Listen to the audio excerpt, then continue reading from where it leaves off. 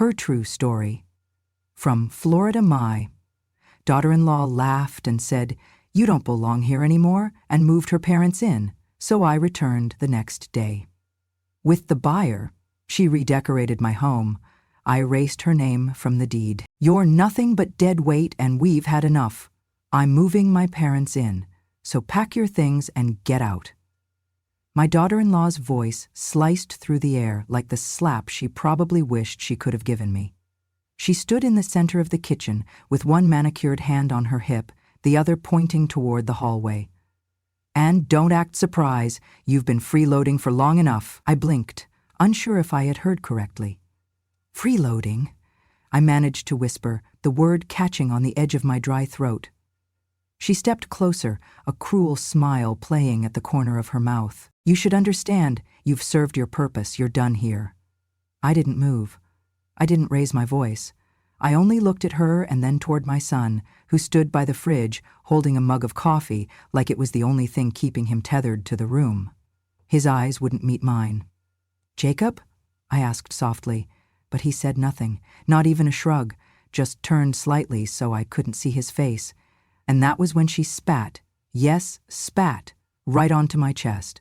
It landed on the collar of my blouse, a blouse I had ironed just this morning. She laughed. "That's about what your worth is now, Granny." I gasped, and for a moment my hand hovered near my chest, like it could wipe away not just the spit, but the humiliation burning through my skin. But I didn't cry. I reached for my suitcase, the one I always kept half-packed, just in case we ever had to evacuate for hurricanes. Florida's funny that way. One day it's paradise, the next it's blowing you away. My hands trembled as I zipped it shut. I could hear her on the phone in the other room. "Yes, Mom, we'll have your room ready. Don't worry, the old lady's finally leaving."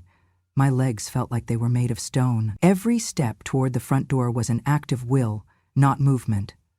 I felt like I was dragging the weight of my own grave behind me. I stood on the porch as the sun began to dip low, casting golden shadows on the boards I had helped paint last summer.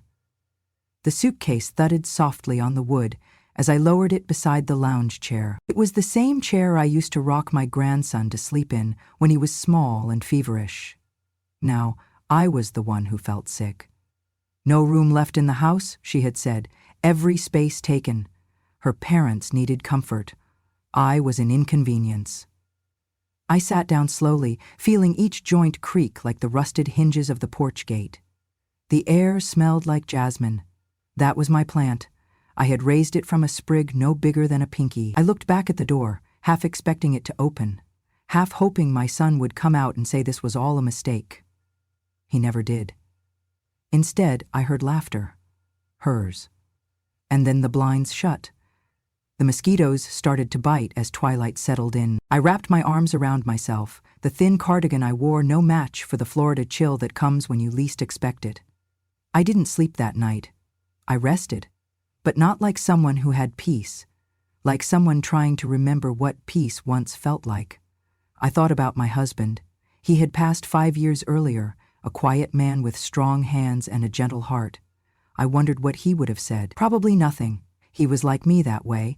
We weren't yellers, we endured. Until we didn't. Around 2 in the morning, I stood and walked the perimeter of the porch. I touched the column where my grandson had drawn a smiley face in crayon years ago, still faintly visible. I walked to the side garden. My roses were blooming again, though nobody had pruned them since me. I bent down and picked one, a single bloom, red, velvet. I sat again and held it, like it could remind me who I was. Not a burden, not a dead weight, not a placeholder for someone else's in-laws. I was the woman who paid the first down payment on this house. I was the one who suggested that wall be knocked down to open the kitchen. I was the one who stayed up with a crying baby while my daughter-in-law got her nails done or went to yoga. I was the one who remembered birthdays, who sent cards, who made sure no one ever came home to an empty table, and now I was sleeping on the porch. Because there was no room left. That morning, just before dawn, I walked down the steps and stood in the driveway. The dew had gathered on my sandals. I looked at the windows of the house, my house still legally mine in more ways than they knew, and I made a decision. Not out of anger, out of clarity, because I may have slept outside like a stray dog, but I still remembered where the leash was, and the key, and the deed, and the name that was still on it. Mine. They didn't know what was coming, but I did. Because when you've been told you don't belong in your own home, there's only one thing left to do. Remind them who gave it to them in the first place. It started with a dream. Not mine, at least not at first. It was Jacob's dream, and I remember the day he sat across from me in the tiny screened-in porch of my retirement condo and said, "Mom, we're thinking of building a house, something permanent, a home where the kids can grow up and stay grounded." I had just poured him a glass of sweet tea. The ice clinked in the glass as he spoke. I looked at his eyes, hopeful, bright, and I saw the boy who used to bring me dandelions and call them roses. I smiled. "Tell me what you're imagining." They wanted something spacious, airy, room for the kids, room for visitors, a wraparound porch, an open kitchen, a garden, a home with light and warmth and future. And I, old as I was, 73 at the time, had savings from my years as a dental assistant and the modest sale of my little retirement condo. "I'll help," I said. He hesitated. "Mom, I didn't mean—" "I know," I said, "but you're building a legacy. I'd be proud to be a part of it." And I meant it, so I signed over the condo, took that check and deposited it into the joint account Jacob had set up for the build. "You'll always have a room," he promised. "You'll be part of the home, Mom. This is for all of us." His wife, Camilla, smiled politely then, said thank you, and suggested I could design the garden if I wanted. I did more than that. I helped pick the tile for the kitchen, sea glass blue that reminded me of the Gulf. I found the perfect local carpenter who hand-laid the wooden floors, plank by plank, just like my father once did. I stood in the July heat helping lay bricks for the flower beds, even when my hands ached so badly I could barely lift my coffee the next morning. When the roof beams went up, I stood in the shade and wept. Not because of the beauty of the home, though it was beautiful, but because it was mine too. Not legally, maybe, but in blood, in intention.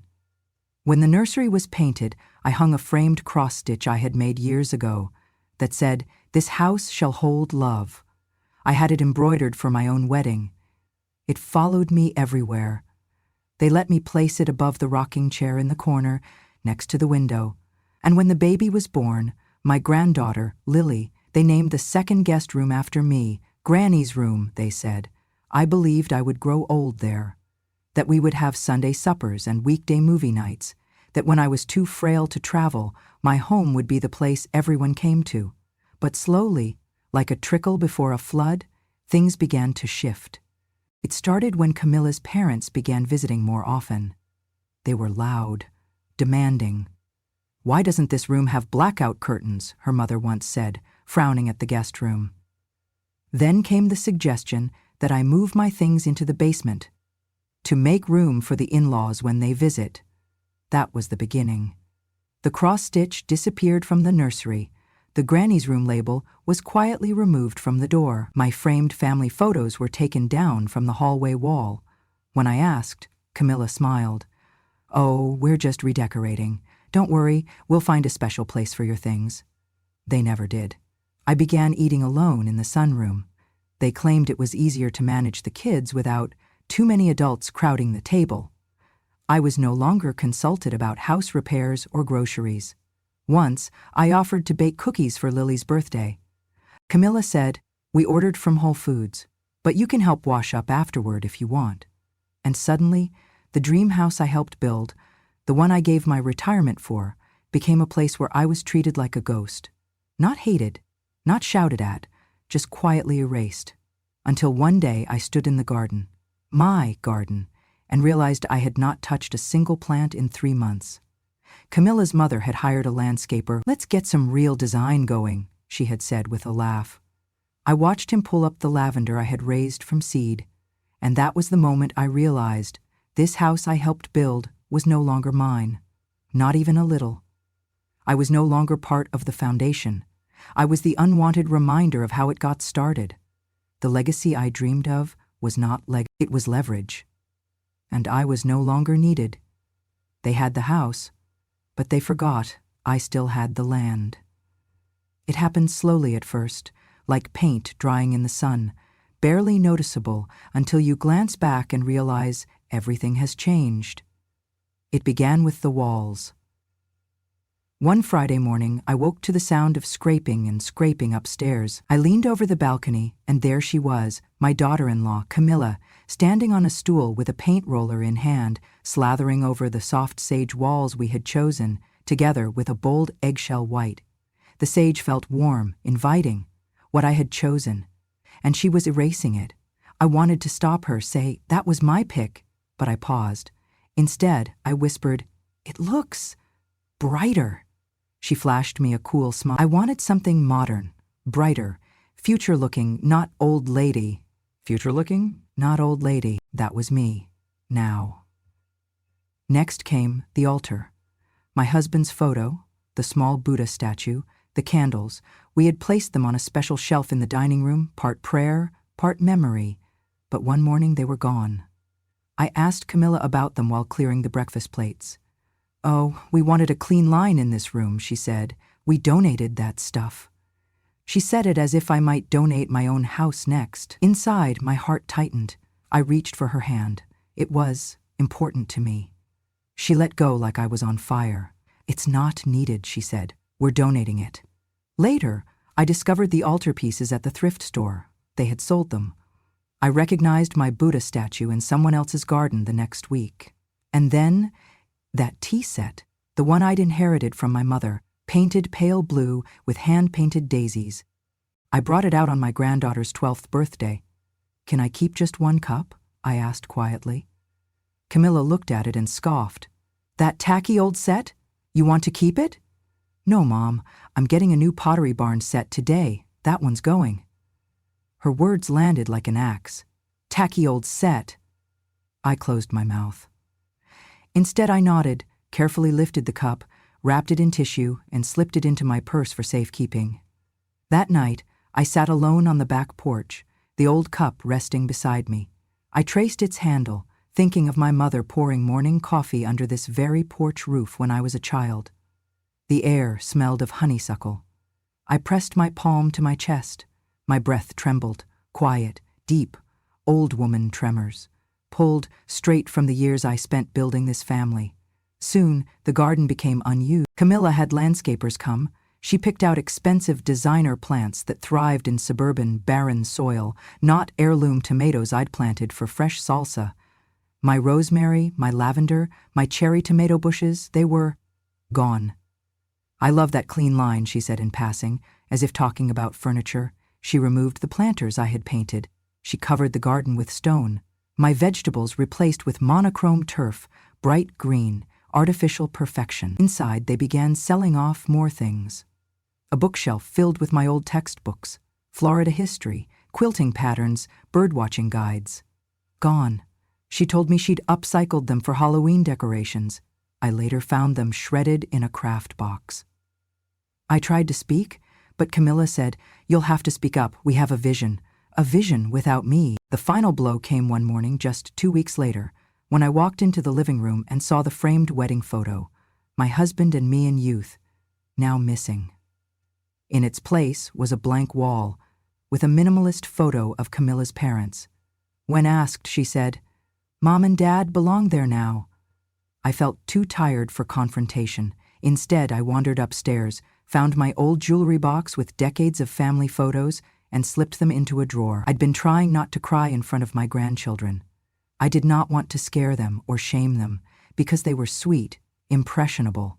I wanted them to know truth without making them feel torn. The next day at breakfast, my granddaughter said, "Granny, can you tell me about this?" she asked, pointing to a worn photo of our old house where Lily was learning to ride her bike. "Of course," I smiled. Camilla overheard and said with sharp edge, "That's a conversation for our history lessons, not during waffles. Choose better moments." I held my tongue. Months passed, and the shifts grew more obvious. My requests for weekend visits to the hardware store were met with rolled eyes. One night, watching television, I reached over to adjust the throw blanket and found Camilla had removed the heart-patterned quilt I'd made her wedding gift. It was gone. I asked her about it the next morning. "Oh, I donated it to Habitat. I thought it would help someone more than it helps us." And that was that. Once, I thought I was building a home, a legacy, a place for my blood and my stories. Now I was a housekeeper in someone's dream. One bright July afternoon, I quietly packed a cardboard box. Inside I placed the last photograph of William and me, our wedding day smiles, my mother's heirloom teacup, the additional cup I'd brought downstairs with me, a small sprig of rosemary from the corner herb garden, a handwritten recipe for my daughter-in-law's favorite oatmeal cookies. I folded the box and taped it closed. I wrote on it, "For Lily." That evening, I gave it to my granddaughter after dinner, just handed it across the table. She looked puzzled. She opened it. Inside were the things. She looked up at me, eyes wide. "Granny, all these are yours." "They were," I nodded. "They were, and now they're yours." She hugged me around the waist. I hugged her back tight. Camilla cleared her throat. "We're going to start organizing donations," she said. "Granny's things just piled up." But Lily squeaked, "No, we found Granny's box. It's important." Camilla gave an exasperated sigh and walked away. That night, as I sat on my bed, I touched the empty walls, the bare memories. The house looked perfect, minimal, clean lines, Pottery Barn reality. But inside me, the weight clanged. I closed my eyes and remembered laying bricks for our flower beds, choosing the porch light with my husband, sanding the floors until they glowed. I remembered polishing the kitchen counter until it reflected my face. Now, everything was rearranged without me, like I had never been part of it. I turned away from the barren wall and whispered to the night, "This was my home, my love, my labor, and maybe not mine legally, but mine in every worth that matters." The next morning I quietly left. No confrontation, no harsh words, just a suitcase, a handbag, and a deep, slow, steady breath. I locked the front door behind me, and for the first time felt relief in the click of my own thumb turning the key. It was after her parents moved in that I slowly began to realize I no longer belonged. Not just in my son's house, but in my own life.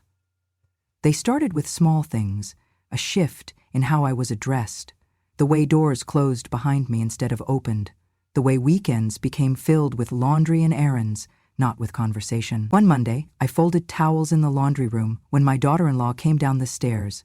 She was wearing a crisp blouse, aside from the casual tone she used as she passed me. "We really do need this room for Grandpa and Grandma," she said. "If Granny could take the porch, that would be best." I nodded, not because I agreed, but because I realized I had no choice. That evening, I set up my suitcase in the laundry closet, stacked neatly beside detergent and cleaning rags. They installed a curtain as privacy, a modest folding chair, and a lamp. The basement bedroom, where I had lived once, felt empty and distant. Now, I felt I didn't even deserve a proper room. On the night I slept outside, it was the coldest night I had ever known. Florida winters are mild, so mild that you never expect December to feel like the breath of an exhale, but the air settled like glass through the empty spaces of the house. I wrapped my threadbare blanket tighter around my shoulders and sat on the porch bench. The same bench I had painted white with my granddaughter 2 years earlier. She had wanted horseshoes and rainbows. I had painted it simply, hoping it would last, and it had. I did not cry. Maybe my smile had dried up earlier, back when the breakfast nook became a snack bar for the in-laws. Maybe it had gone missing when my picture disappeared from the living room wall. I just sat. The night sky above me was dark, the porch light glowed weakly, but it was enough. I thought of my husband, the way he used to walk me out to this porch, call me his moonbeam, and sit with me as the clock ticked after midnight. I thought of my grandchildren, the way they built pillow forts under this roof, the smell of hot cocoa on cold mornings. I thought of the erosion, piece by piece, of my place in their lives, not because they had begun to dislike me, but because they had decided I was no longer useful. A whisper came through the screen, a neighbor's cat perhaps. I drew the blanket tighter and listened to the rhythm of the night, leaves rattling, the distant hum of a car, the crackle of radio static drifting from a nearby yard. I tried to sleep. Cobbled dreams of home flickered in my mind. Home, not a house. Home meant warmth, meant belonging, meant being more than an accessory. I drifted into a half-sleep around midnight. The cold seeped into my bones. My younger body would have laughed at weather like this, but this older body felt it unlisted in her description. I woke around 2, shivering. Everything ached, the bones in my shoulders, my spine, my knees. I hugged myself tightly, rocking slightly to emulate a hug, a failed attempt until I just stayed still. By 3, I felt the first moisture of tears on my cheek, but I didn't let them fall. I closed my eyes and whispered, "Mama, I did my best." The night wound on, long and slow, longer than any hurricane watch I had weathered. It was as though time had stretched itself deliberately just to watch me sit there and stay. Morning came, very low and hazy, mist wrapping the yard in wool. I opened my eyes to that soft light, gray as ash, filled with a quiet that no longer demanded my eyes stay open. I stood. My body trembled with chills, my suitcase still at my feet. I picked it up. No tears, just a shudder of bones. I walked across the porch and looked back one last time. The door I had locked the night before, the one I thought I had lost, felt like a ghost echo of a life that was once mine. I did not speak. I did not cry. I only walked. I stepped off the porch, the gravel crunching under my slippers. I did not look back again. The air smelled cold. It tasted clear. I carried with me the echoes of every Sunday dinner, every birthday wish, every whispered bedtime blessing, and I carried a certainty. My place was no longer in this house. But somewhere else, someone would need me, and I would find them. It was a quiet Tuesday morning when I decided to go through the old files I had stored in the bottom of my suitcase. I had kept them tucked away just in case. The zipper stuck a little, the metal catching on fabric, but I finally pulled it open. There, beneath folded sweaters and 2 photo albums, lay the folder, labeled in my late husband's handwriting, Property, Florida, 2006. My heart beat a little faster. I opened it gently. The pages were yellowing, but the ink still spoke clearly. The land deed, the purchase agreement, my name on every line. The land, where the house stood, was entirely, indisputably mine. I scanned every document twice. Nowhere had I relinquished my ownership. Nowhere had I signed it over. My name was listed as a sole proprietor. The house, Camilla's prized, redecorated, sterilized house, had been built atop land that never belonged to her. Not in name, not in law, not in right. They had never transferred the land title, never applied for a formal separation of lot and structure. They had assumed that because I was quiet, I was powerless. But that land had always been mine, and suddenly the silence I had carried with me took on a new tone. Not weakness, but strategy. I sat back in my chair, let the Florida sun warm my lap, and allowed myself, for the first time in weeks, to smile. Not a bitter smile, not even vengeful, a smile of recognition, a smile of return. I made one phone call to Harold Jennings, an old friend from high school. We had lost touch after graduation, but he had stayed in Florida, made a name for himself in real estate development. I still had his number, tucked in the back of an address book I used more out of habit than need. He answered on the second ring. "Ruth? Ruth Hamilton? From Roosevelt High?" "Yes," I said, laughing at how startled he sounded. "I still remember your handwriting on the yearbook." We talked for 10 minutes, not about the past, but about the present. I told him I needed someone I could trust. I told him what had happened. I told him the house wasn't on the market, but the land was. Harold asked for the address and parcel number. I had it ready. He promised to run a valuation and get back to me by Friday. I didn't mention a word to my son or Camilla. Not when I passed them in the hallway. Not when I overheard her on the phone telling a friend they were planning to build a gazebo for her parents' anniversary. Not when she moved the rose bushes I had planted, ripping them out like weeds. No. I waited. Quiet as breath. That week Harold came by. He wore a brown suit and carried a small leather folio. We sat at a diner not far from the property. He was careful, respectful, not wanting to draw attention. After coffee and pie, he opened the folder and showed me the appraisal. Well over market value, he said, because of the location. And because there's interest. I raised an eyebrow. Already? He smiled. I told 1 or 2 people. 1 made an offer. Cash. Immediate. I stared down at the number. I didn't gasp. I didn't shake. I simply nodded. Let's accept it, I said. Harold paused. And your family? They'll find out soon enough, I said. They told me I didn't belong. Now I'll help them mean it. I signed the papers that day. Ownership was never about noise. It was about the quiet strength of a woman who had been underestimated too long. And the land, my land, was ready to speak for me.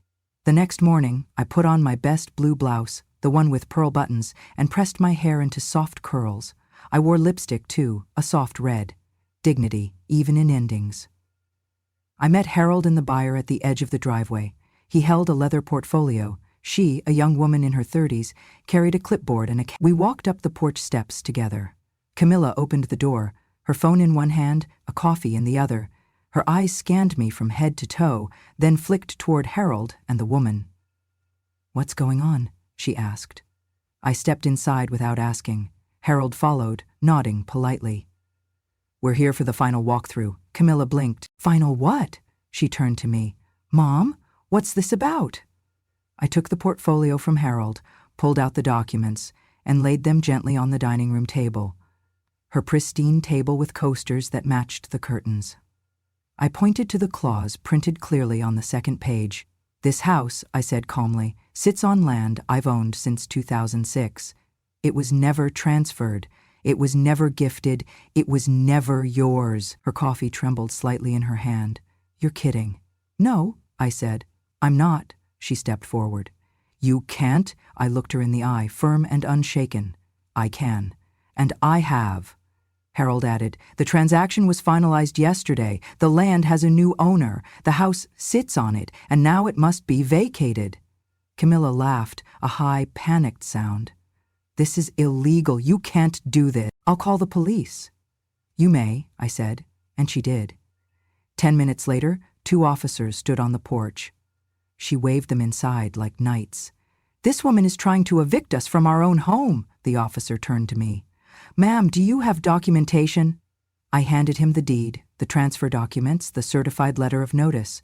His eyes scanned the paper. Then he looked at Camilla.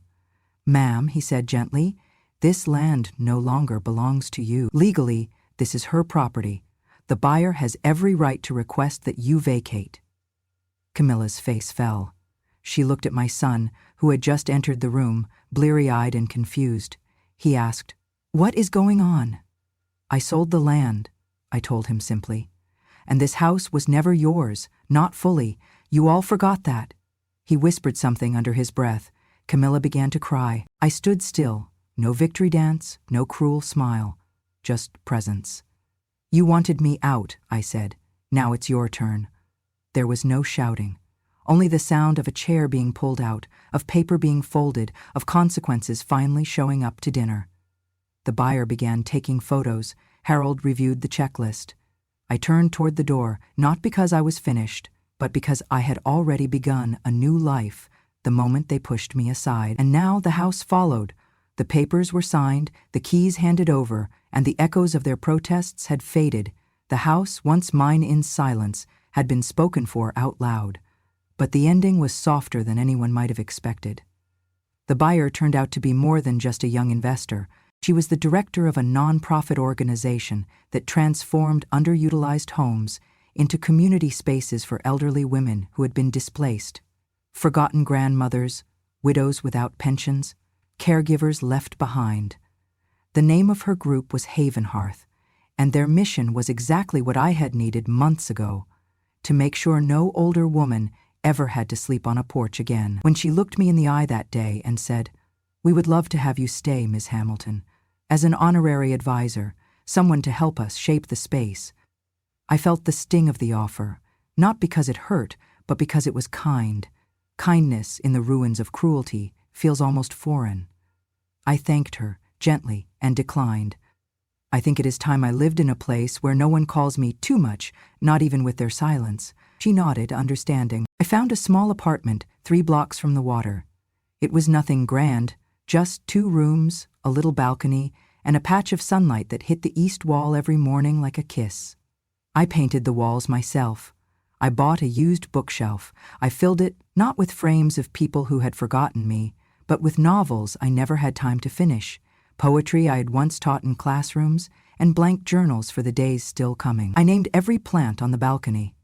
My favorite was a stubborn hibiscus I called Gloria. She bloomed late, but beautifully. Every afternoon, I sat in a wicker chair, facing the ocean, reading slowly, sipping chamomile tea. I watched the tides come and go like memories, some crashing, others gentle. I learned that peace is not what remains after war. It is what you grow when you stop waiting for someone to apologize. The house? I drove past it once, about 3 months later. There was a garden now where the rose bushes used to be. The front door was painted a softer color. I saw older women coming out onto the porch with knitting bags, card decks, one holding a sketch pad. One waved at a little girl walking her dog. It did not sting. In fact, I felt proud. The house was finally being used for what it was meant to be, not a stage for power, but a space for care. They had removed my family's name from the mailbox. That was fine, because the house had once been my dream. Then it became my burden. And now it was a message that some legacies do not live in names, they live in decisions. I left behind no framed portraits, no embroidered pillows, no heirlooms nailed to the walls. I left behind a lesson, a quiet, firm one. If you choose to forget who built the foundation, do not be surprised when it disappears from under your feet. And me, I found that the air near the sea held something I had not breathed in years. Freedom. The message came at 6:42 in the morning. I was watering the succulents on my balcony, a ritual I had adopted like breathing. Soft light was rising off the ocean, the sky painting itself into clarity. My tea steeped in a chipped ceramic cup beside me, its steam curling up like memory. The phone buzzed once. Then again. I sat down, wiped my hands on my robe, and read the screen. Mom, please, forgive Camilla. She didn't mean what she said. None of us knew how much the house meant to you. It doesn't feel like a home without you. Come back? I stared at the words for a long time. The sun had risen a little higher by the time I replied. I didn't leave because of the house. I left because none of you remembered who built it. I set the phone down and didn't wait for a reply. That was the difference now. I didn't wait anymore. There was no longer a door I had to knock on to be allowed inside. No longer a chair I had to ask to sit in. No longer a kitchen I tiptoed through, afraid of stepping wrong in a space I helped create. This apartment, small as it was mine in every way that mattered. The pantry was stocked with things I liked: strawberry jam, black tea, lentils I cooked slowly every Sunday. The walls bore no accusations, only art. I had framed a photo of my mother and pinned it beside the window. Her eyes, frozen in a sepia smile, looked out toward the waves. I had bought a wind chime, a soft wooden one that only sang when the breeze was just right. That was enough. There was no plaque with my name on it, but I didn't need one, because here I was not a tenant in someone else's life. Here I belonged without asking. Some nights I still remembered the cold of that porch, the silence, the disbelief. The moment I realized I had become an accessory in the lives of those I once centered. But I no longer cried for that woman. I honored her. I lit candles for her every Wednesday. I wrote her letters in my journal. I thanked her for staying silent when silence was the only shield she had, and I thanked her even more for finally speaking, with action, with law, with grace. A neighbor visited one afternoon. Her name was Marlene. She was 72, wore headscarves with sequins, and smelled like cinnamon. "You always sit out here with that little smile," she said. "What are you thinking about?" I smiled at her. "I'm thinking about the way peace feels when you no longer need someone to hand it to you." She nodded slowly. "So you made it to the other side, huh?" "I did," I said. She reached for my hand. We held it for a while without talking, and in that stillness I realized something no courtroom, no signature, no eviction could have taught me. Belonging isn't granted. It's claimed. And once claimed, it doesn't have to be defended, not with anger, not with begging, just with presence. That night, I poured myself a glass of lemonade, walked barefoot to the edge of the balcony, and whispered a thank you to the wind. Not to my son, not to Camilla, but to the girl I used to be, the one who bought that plot of land with hope, the one who raised a son with faith, the one who stood in the middle of a house she'd paid for and was told she stayed standing, and now she sat watching the ocean, tea in hand, with no doors left to knock on, just the wide, open air. And her name, finally, spoken only by herself, without shame. If you've listened this far, I want to thank you, not just for hearing my story, but for holding space for it. Too often, women like me, mothers, grandmothers, caregivers, are only remembered for what we gave, not for what we lost, not for what we learned, and certainly not for how we rose after the world decided we were no longer needed. But let me tell you something. There is no expiration date on dignity, no age limit on truth, and no one, not a husband, not a child, not a daughter-in-law, gets to rewrite your worth. If this story reminded you of someone you know or someone you used to be, please don't keep it to yourself. Share it. And if you want more real stories from women who've lived, lost, endured, and remembered, stories that don't shout, but stay, then I invite you to subscribe to this channel. This is Grandma True Stories, where silence becomes strength, memory becomes justice, and every story is told the way it was meant to be told, from the front porch of truth. So hit that subscribe button, turn on the notifications, and come sit with me again sometime. Until then, remember this. You don't have to knock to belong in your own life. And revenge? Well, sometimes it comes wrapped in peace, sealed with a deed, and delivered with a smile. I'll see you next time.